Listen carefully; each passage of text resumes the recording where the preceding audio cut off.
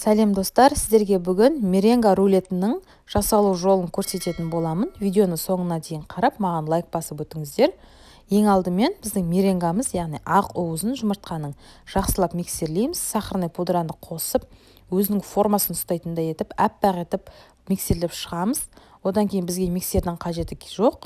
Осындай кукурузный крахмалды салып, қасықпен немесе күрекшемен бір бағытқа қарай араластырамыз. Араласқаннан соң бір қасық лимонның соғында қосып, дәл осылай бір бағытқа қарай оны да жақсылап араластырып шығамыз. Араласқаннан кейін біздің тестіміз дайын болады. Оны противенге құйғаннан кейін оны бір тегістеп шығамыз. Тегістеп болған соң кішкене ұрғылап жіберсеңіздер, өзінің формасын жақсы ұстап шығады. Қызып тұрған пеште 20-30 минуттай пісіріп аламыз. Піскеннен соң, дәл осындай болып шығады. Теріс айналдырып, піскен бөлігін майлыққа немесе пергаментке аударуға болады. Бұл жерде қоңыр түсті болып тұрғаны менің пергаментімнен, бұл ешқандай да күймеген. Осының үстіне кремді теп-тегіс етіп жағамыз. Крем менде салқын сливки және сахарный пудра. Творожный сыр қосып жіберсеңіздер де болады. Және арасына свежий жемшеліктерді салып жіберуге болады. Мен клубничный варенье қостым.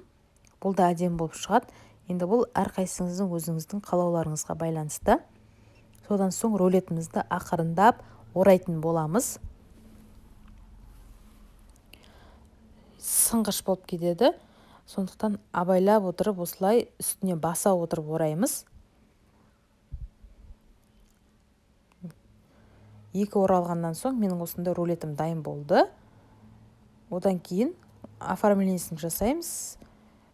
Үстіне крем жағып, жаңағы өзіңіздің қойған клубникаларыңызды қойсаңыз, болмаса дәл осылай қалдыруға да болады.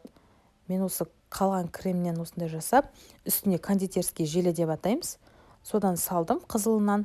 Одан кейін апельсиндерімізді осында бөліп, үстіне қойып шықтым. Сонымен менің меренгелі рулетім дайын. Рецепті, жасалу жолы барлығы оңай. Уақытты тез кетеді. Жасап көріңіздер.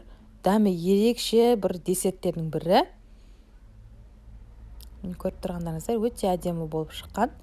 Менің жасаған рецептім ұнаса, лайк басыңыздар, комментарий қалдырыңыздар.